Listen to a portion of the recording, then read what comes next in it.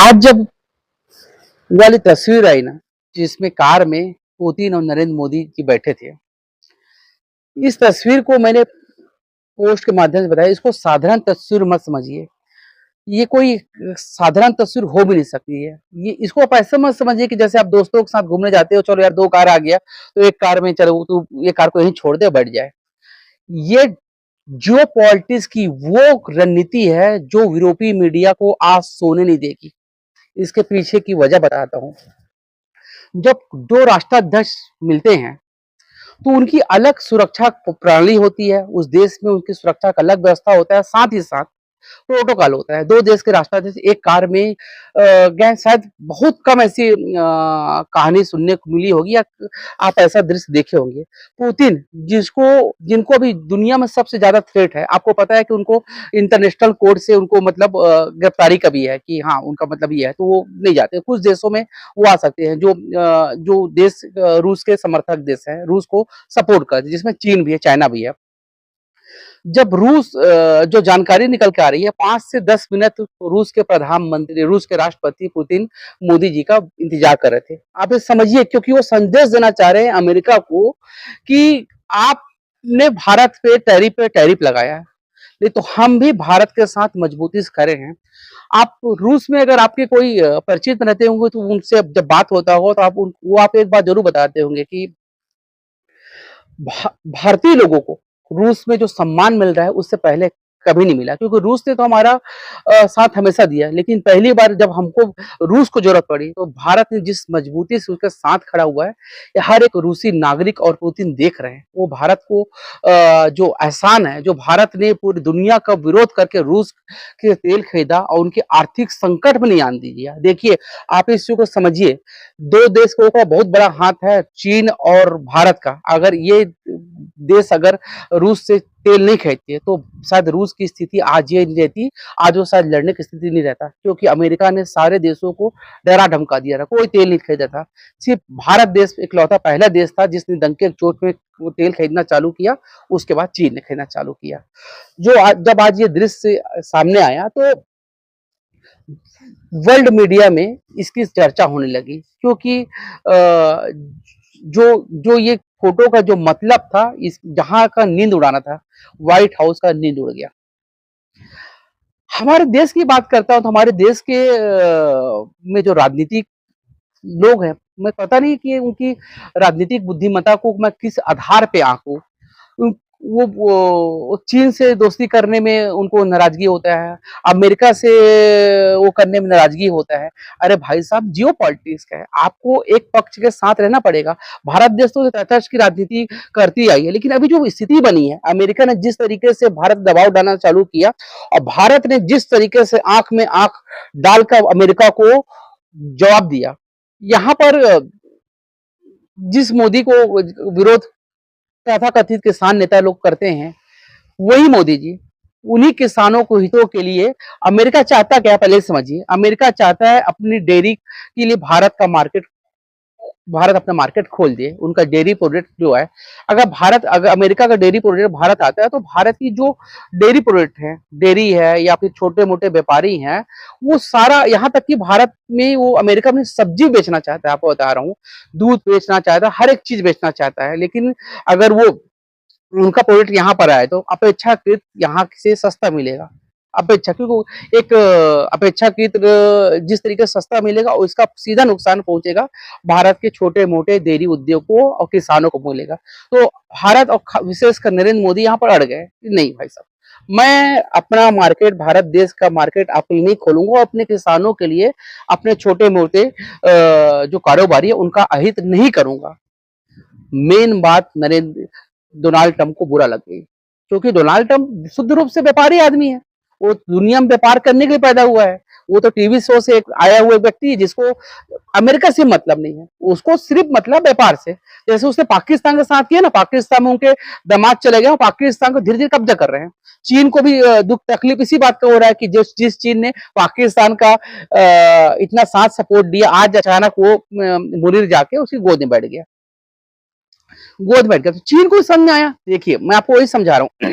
चीन को समझ में आया कि अमेरिका तो उसका दुश्मन है, और अमेरिका चाहता है भारत चीन के खिलाफ लड़े। आप इस समझिए, इस साजिश को समझिए। अब अमेरिका चाहता है चीन के खिलाफ लड़े, चीन और अमेरिका जो धीरे धीरे कभी कभी भारत सपोर्ट करता था, इसलिए नहीं कि भारत दोस्त है, इसलिए कि चीन को ताकत बनने, चीन को कोई रोक सकता है एशिया में तो भारत देश रोक सकता है।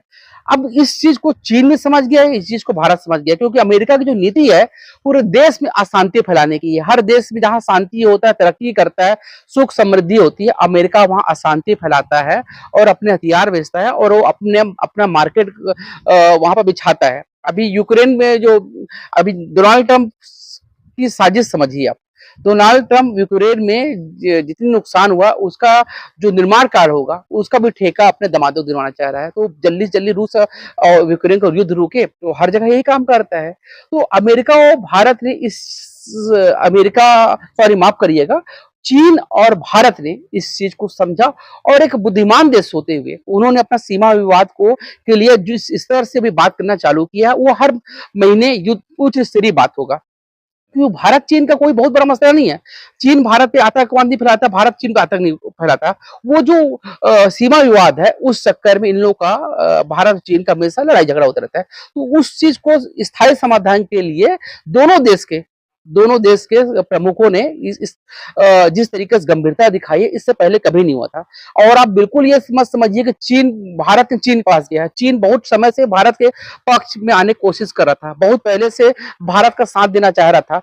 और जो अभी एक अमेरिका ने टैरिफ नीति लागू किया है, तो चीन ने ही सबसे पहले अमेरिका को विरोध किया है। तो ऐसा नहीं है कि ये जो डिप्लोमेसी हो रही है कि हम झुक गए, कि चीन झुक गया, इस नहीं है। दोनों को एक दूसरे को जरूरत है। बोलते हैं ना, दुश्मन का दुश्मन दुश्मन होता है। तो चीन भी अमेरिका का दुश्मन है, भारत भी है। तो दूसरी बात, अब जियो पॉलिटिक्स में अमेरिका की दादागिरी, अमेरिका का जो डॉलर का प्रभाव है, तो चीन, भारत, रूस, ऑस्ट्रेलिया जैसे लोग भारत जब एक क्वाड सम्मेलन के माध्यम से साथ आएंगे, तो स्वाभाविक तौर पर अमेरिका का प्रभाव और प्रभुत्व खत्म होगा। तो जिस स्तर से अमेरिका भारत दबाव डालने की कोशिश कर रहा था, वो अब उसका सब खत्म हो चुका है। आज उनका सलाहकार का पीटर नावारो का बयान देखिए, बोलते हैं कि भारत में ब्राह्मणों का आधिपत्य है और उनका तेल खरीदने में। अब यहाँ के कुछ मूर्ख नेता होंगे, एक कांग्रेस का उदित राज नेता है, वो पोस्ट भी कर दिया सलाहकार उसका कि भाई हाँ, ट्रंप नौरे ने बोला, सलाहकार ने अमेरिका के, क्योंकि उनके एजेंट है, ये उनके एजेंट है। जो भारत देश के प्रधानमंत्री बोलते हैं, भारत देश के लोग बोलते हैं, भारत देश की सेना बोलती है। तो इनको विश्वास नहीं होता, क्योंकि ये तो विदेशी मीडिया वाले लोग हैं। उदित राज जैसे लोगों को कांग्रेस पाल पोस रही है। ऑपरेशन सिंदूर में बड़ा सवाल उठा है कि भारत डर गया। आज पाकिस्तान में स्वीकार कर लिया अमेरिका की हमारा बहुत ज्यादा नुकसान हुआ है। पाकिस्तान ने ही स्वीकार कर लिया कि हमने सीज फायर का अनुरोध किया था। तब क्योंकि इससे पहले भी जब वो घटना हुई थी ना, उरी, वो मतलब सीज कहते हैं हम, उरी वाली घटना हुई थी, उसमें भी मतलब साजिश का हिस्सा। प्रॉब्लम क्या है ना, इस देश की विपक्ष को मुद्दा नहीं मिल रहा है। मैं हमेशा बोलता हूँ कि आप करो ना विरोध यार, लड़िए, आप भारत देश के अंदर लड़िए, मोदी जी का विरोध करिए वो करिए, लेकिन नहीं, आपको जब विदेश नीति की जानकारी नहीं है, जियो पॉलिटिक्स जानकारी नहीं है, तो आप देश के अंदर रहो ना भाई साहब। भविष्य में आपकी सरकार आएगी, सत्ता आएगी, तो आप अपने हिसाब से विदेश की नीति तय करना। लेकिन अभी जो स्थिति बन रही है वो तय करने दीजिए, मोदी जी तय करने दीजिए। आपके हिसाब से तो मोदी जी चलेंगे नहीं। अब मोदी जी जो चल रहे हैं उनके साथ पूरा देश है। अरे भाई साहब, पूरा मतलब आज ज्यादातर देश भारत के साथ क्यों खड़े हुए हैं? आज जापान जैसा देश है, चीन है, ऑस्ट्रेलिया है, यहां तक कि मुस्लिम देश भी भारत के साथ कंधे से कंधे क्यों मिला रहे हैं?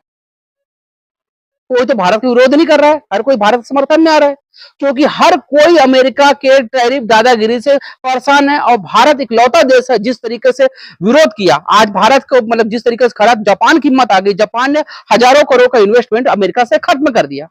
आपको ये सब समझना होगा, आपको राजनीति की बारीक समझना पड़ेगा। जब जिस तरीके से भारत के प्रधानमंत्री का स्वागत हुआ, हमारा सीना तो गर्व से फूल जाता है भाई साहब की।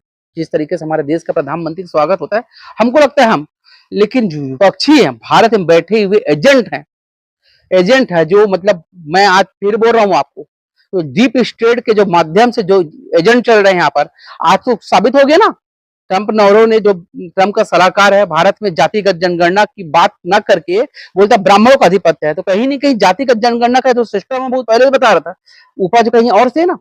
ये सोचते हैं अमेरिका की भारत में भी बांग्लादेश हाल कर देंगे, ईरान इराक जैसे हाल कर देंगे। भाई साहब ये भारत है, हिंदुस्तान है, यहाँ के प्रधानमंत्री नरेंद्र मोदी जी हैं।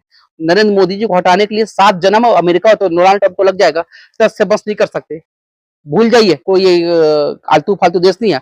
विश्व की 34 सबसे बड़ी अर्थव्यवस्था देश है। जीडीपी लगातार अभी जीडीपी 7.8 आ गया है, जो विश्व में सबसे तेजी से बढ़ता हुआ जीडीपी है। तो भारत देश को आप रोक नहीं सकते, ये तो आप उम्मीद ही छोड़ दीजिए। आपकी हिम्मत नहीं है, आपकी औकात नहीं है कि भारत को भी रोक सकते हो आप।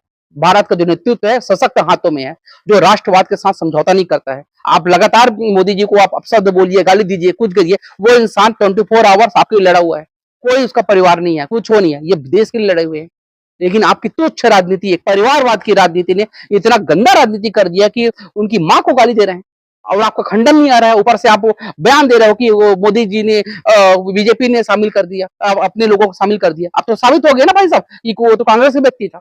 तो भारतीय राजनीति की जितना स्तर ही गिरा रहे हैं, अरे ठीक है आप भारत की राजनीति के अंदर राजनीति करिए, विदेश मामलों में आप कर रहे हैं। आपके आपके जो लाइन है, आपके बयान है, आपकी मूर्खता को पाकिस्तान जैसे देश उसको अपना टूल किट बनाता है।